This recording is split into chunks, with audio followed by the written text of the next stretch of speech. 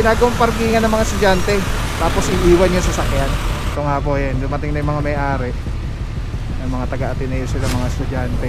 So sir, ang damage yan, sila kung paano mag-liable.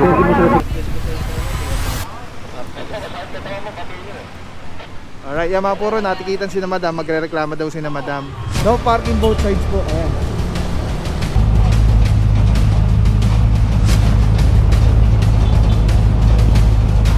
Ito kasi sa Felice, ang lang, ito. Papatikitan na lang yung yung dalawa. Yung dalawa, tapos isa atakin. Alright. Purong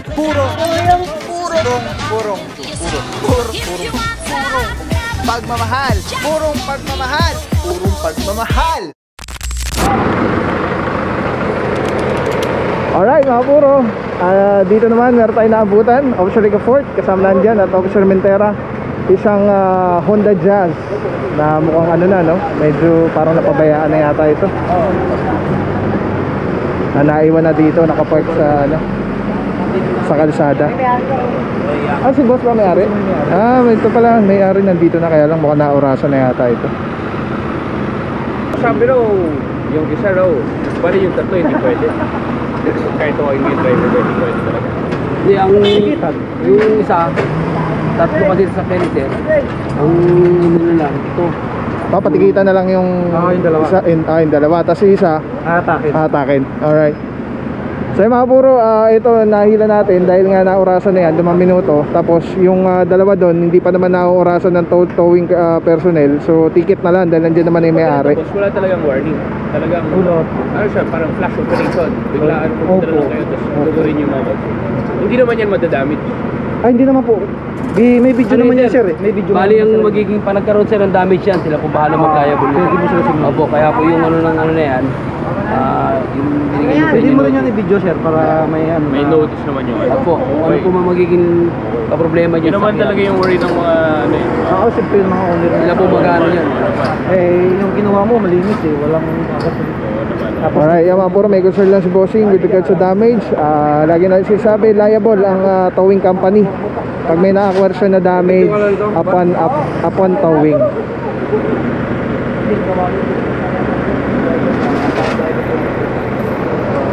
So ito, matotow, tas kinaboss din yung dalawa, ticket na lang dahil ayan, mukhang outnumbered tayo sa ano. Mukhang ubos na yung tow trucks na kasama natin ngayong araw. Again, TTMB, OIC for the day, Officer Alvario, kasama natin Officer Delarama, Valencia, Arugay, Batilo, Parama, Pantaleon, Calebag, Hementera, Officer Ricafort, and sa MMDA seated 2 naman sina Officer Santillan ata, tapos OIC dyan si Officer Belagantol. Alright, dito naman ayan, natikita na, mukhang may nagrepresent na driver na matikitan para sa dalawang sakyan. So okay na po. Tapos yun dito, ayun, naka-tow bar na rin po, na-tow na rin yung dalawa. Alright, tuloy lang po tayo mga puro, antabay lang. Di pa natin alam kung saan ang next target area ngayong araw na to, January 18, 2024, Thursday. R. Alvero Street, Barangay Loyola Heights, Quezon City. Let's go guys. Purong pagmamahal. Officer Alvario, good morning sir. Alright. Yan mga puro, may driver na lumabas, ticket na lang po ito. Kita na lang. Kasi Parama. Andun boss. Officer Belagantol, good morning sir. Morning sir. Saludo mga bossing, MMDA seated 2. At eto, meron dito nahila na isang yung Honda Jazz na puti. Tapos eto, nahila na rin po itong Suzuki Ertiga. Ayan, sumama na lang yung may-ari. Ayan, nakatobar na po. Tapos ito sa anto, nakakuha sa Saverville. Tapos ito natikitan. Ayun, no parking both sides. May signages naman po dito.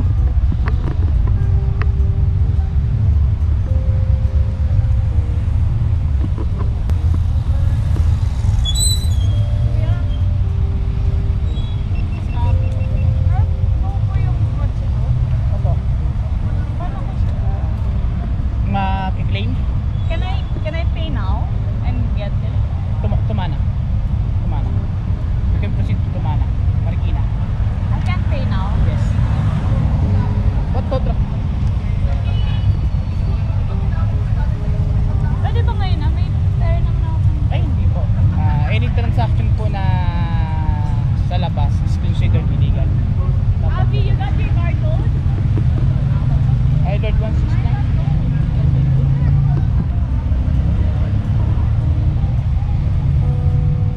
puti yata yan na Jazz. Kunin yung gamit ko. Teka lang mahanap. Sama niyo na si ma'am. Para matubos niya. Tama po kayo ma'am para matubos kayo lang. Ito pala.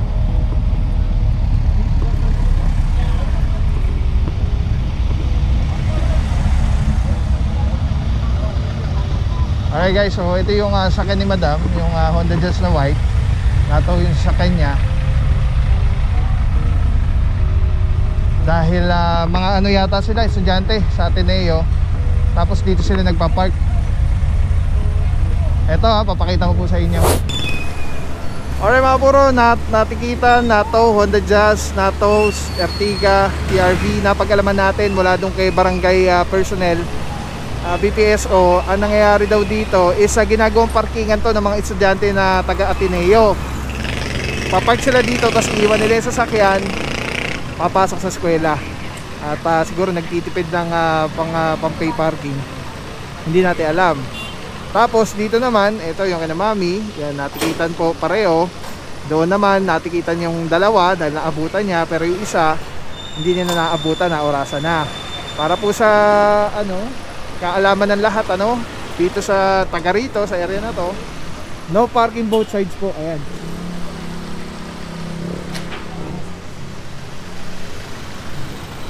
No parking both sides, and even sa kabilaan.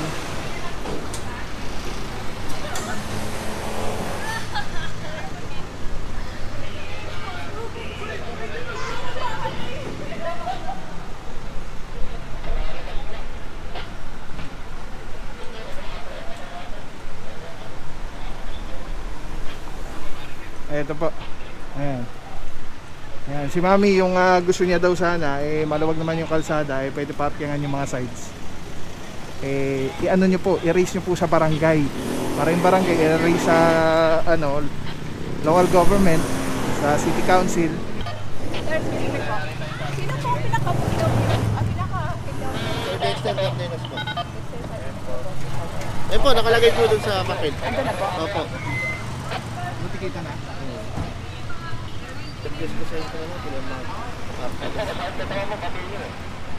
Alright, yan mga puro, natikitan si na Madam, magre-reklama daw si na Madam. Ayan. Pero mayroon naman tayong documentation kung ano yung nangyari, kung ano yung mga violation. Ito nga po yan, dumating na yung mga may-ari. Yung mga taga-Ateneo sila, mga estudyante. Dito sila nagpa-park sa area. Siguro nagtitipid. Kaya lang, ayun, napagastos naman po sa towing. Ayan po ang reklamo dito. As per doon kay sa Kalebag. Good morning, Papa. Araw-araw sipag lang. Ayun yung nakausap natin kanina si yung isang BPSO, yung barangay traffic. Na ito daw yung isa sa mga reklamo dito. Ginagawang parkingan ng mga estudyante. Tapos iiwan yung sasakyan. Dahil nga maluwag yung area. Ito, nakakuha na yung Jazz. Tapos picket na lang po yung dalawa. Alright, saludo, Officer Parama. Good morning, bossing. Shout out, MJ Trip Shop. Pasalan niyo po yan, Trip Shop by MJ. Trip Shop by MJ. Anong Trip Shop? address yun? Anong 19A, Iriga. Ano yung Manila o QC? Quezon City, barangay. QC pa rin. Ayan, Iriga Street, Quezon City, 19A. Puntahan niyo po yan. Maraming mga doon. Mga steel na mga... Ayan, yan, may ano pa. Asa na yung logo? Ayun. Ayan, Trip Shop by MJ. Yan, pasalan niyo po yan. May mga vape, may mga sapatos, murang-mura. Pero mga mga pre-love, mga ano pa tawag doon, ukay? Or anong tawag doon? UK. Parang ukay, ganun. Pero uso yung mga ganun mga ukay, tapos inaano nila, nire-restore ng nililinis. So yan, mayroon din mga damit po dyan. Sayang nga wala tayong stock Dahil lalagyan natin ng JNK clothing yan Soon. Alright, yan mga puro, okay na po. Clear na yung area. Nataw na yung mataw, natikitan na yung matikitan. Tuloy-tuloy lang po tayo.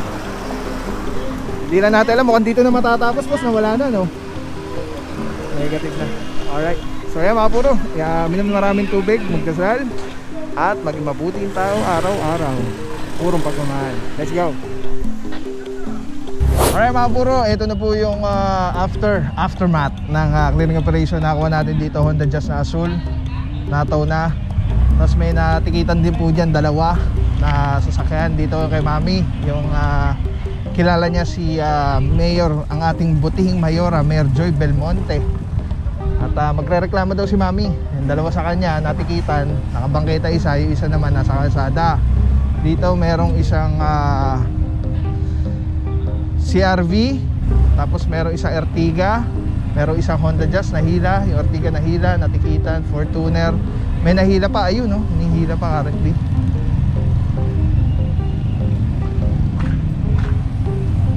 Isang Toyota Vios doon sa kantong-kanto.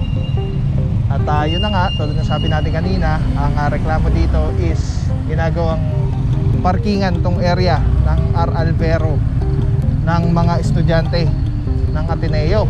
Ayan na, sabi lang yun ha, sabi lang. Umano. Ayan. At nakita nga natin may mga parang 3 sasakyan yata ang may-ari na dumating, muro taga Ateneo. Ay mga puro, saludo mga bossing, TTMD. OIC for the day, Officer Alvario. Sama na dyan, Officer Arugay, Parama, De La Rama, Pimentera, Valencia, Calebag, Pantaleon. And yes, sino pa ba? Tianyo, De La Rama. Ayan. Tapos MMDA seated 2. Andyan sina Officer Belagantol and Officer Molina. And di ko kilala yung isa. Ay, may tinitikitan dun sa dulo. Tingnan natin. Alright mga puro, naubusan tayo ng tow truck. Ito yung nagpatikit na lang. Yung isa natanggal na, yung isa tatanggalin, iaayos, ipapark sa tamang parkingan. And then, etong isa nasa bangketa rin. Ngayon, dahil naubusan na po tayo ng tow truck, ano na lang po siya, titikitan na lang ng non-contact ng MMDA.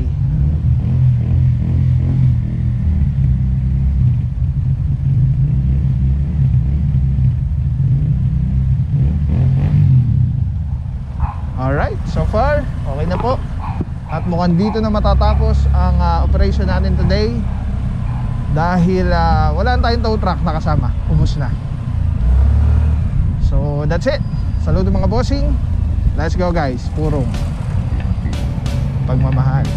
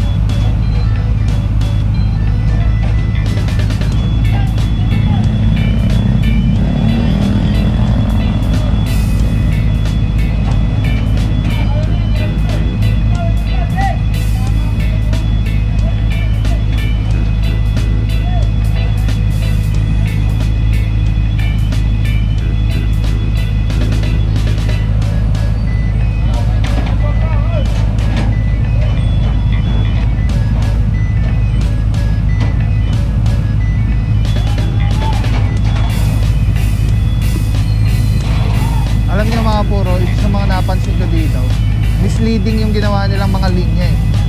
Katulad nito, may mga linya sila na pag ganon, patawag dyan, paslant. Pero alam mong lalawit yung mga sasakyan eh, pag ganyan yung pagkakapark. So dapat ganon, parallel lang. Ngayon, pagka sinundan yan nung driver na magpapark dito, yung mga line na yan, eh, hindi naman yan official na line. Kasi hindi naman barangay yung naglagay niyan, baka yung establishment lang. Ayun, mahuhuli sila pag may operation na ganito kasi bawal po yan. Inabot nyo na yung bangketa.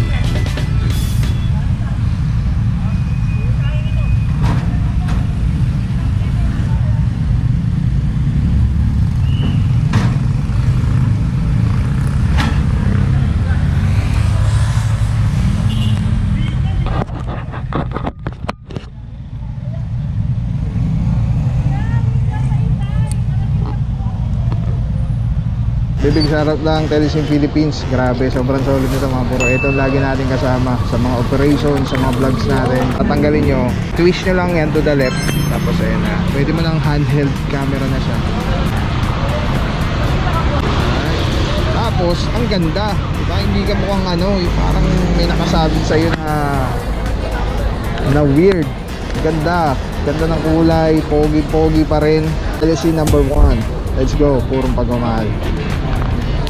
Maraming salamat sa'yo. Walang papapaw. So, thank you so much sa walang sawang support. Tiwala. Wala akong masabi kundi thank you so much. Thank you sa Panginoon. At ingat kayo palagi. Again, kung wala akong nagpapapaw. So, thank you so much. God bless you. Purong pagmamahal. Thank you so much. God bless.